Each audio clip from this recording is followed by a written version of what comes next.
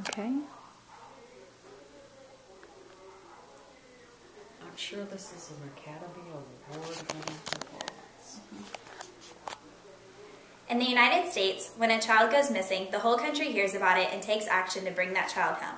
In Uganda, abductions occur of children every night, and there has been little effort to bring these thousands of children home. The Lord's Resistance Army and the Ugandan government have been waging war for over 24 years. This is the longest-running war in Africa's history. Children all over Africa are being recruited to join the Lord's Resistance Army and fight against the Ugandan government. It is important for the public all over the world to understand and become aware of what's currently happening in Africa. Not only are children being abducted to join this horrific rebel group, but families all over are being forced to move to internally displaced persons camp because the LRA has destroyed their homes.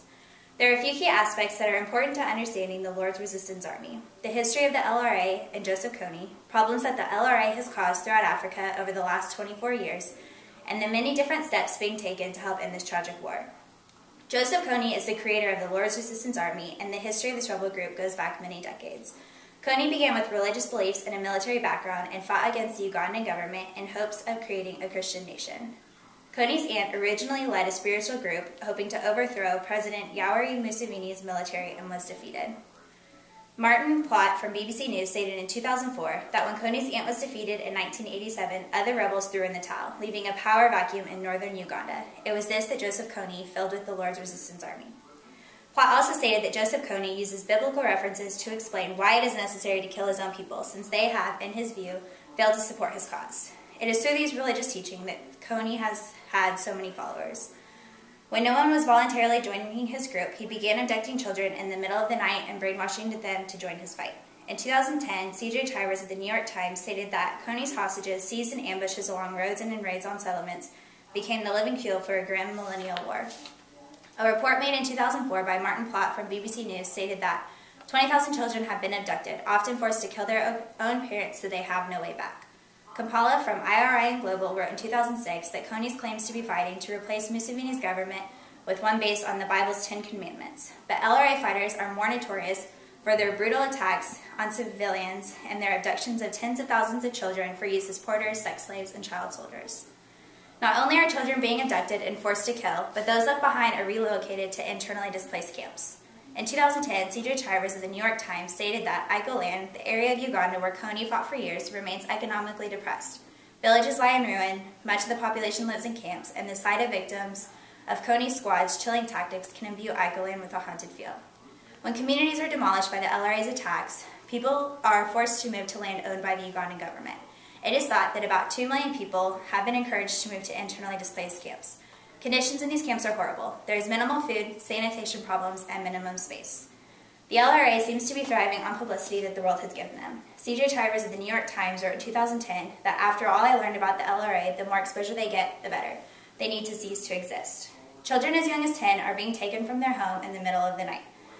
Some children do manage to escape, but even those who do and are able to find their families again will never be the same. There are many groups and organizations that have been influencing governments around the world to take notice in this long-standing war. Many steps are being taken to stop the LRA and Joseph Kony. Jeffrey Gentleman of the New York Times wrote in 2010 that the United States is providing the Ugandan government with millions of dollars worth of aid, including fuel, trucks, satellite phones, night vision goggles, and contracted air support to help African nations stabilize themselves. He also states that the aid provided is part of the signature programs of AFRICOM, the new American Military Command for Africa, which is working with the State Department to employ what officials call the 3Ds, defense, diplomacy, and development, to help African nations stabilize themselves. Not only are nations around the world getting involved, but there have been planned peace talks with Kony and other African leaders hoping to end this war. Kony's been stated saying by IRI and Global in 2006 that the LRA is ready to talk peace and end the war in a good way, not by force. We are fighting for peace, and I am not a terrorist, he says. Several different meetings have been scheduled between Kony and the Ugandan government, but on many occasions, Kony has failed to show up. Jason Stearns from the Christian Science Monitor wrote in 2010 that international intervention may finally be in the cards. U.S. Congress passed a bill in May requiring the Obama administration to support military and diplomatic efforts to deal with the LRA. With the involvement of the United States and other countries around the world, this waging war in Africa may finally be brought to an end. In conclusion, we now know that the Lord's Resistance Army has caused devastation throughout Africa, and it is important for this war to end. The three topics we discussed today are all extremely important in understanding this long-standing war.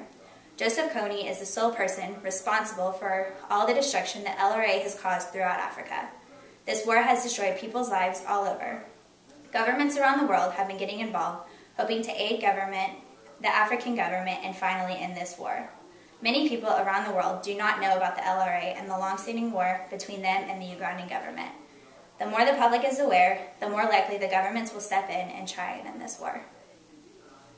So to film everybody again? Yeah.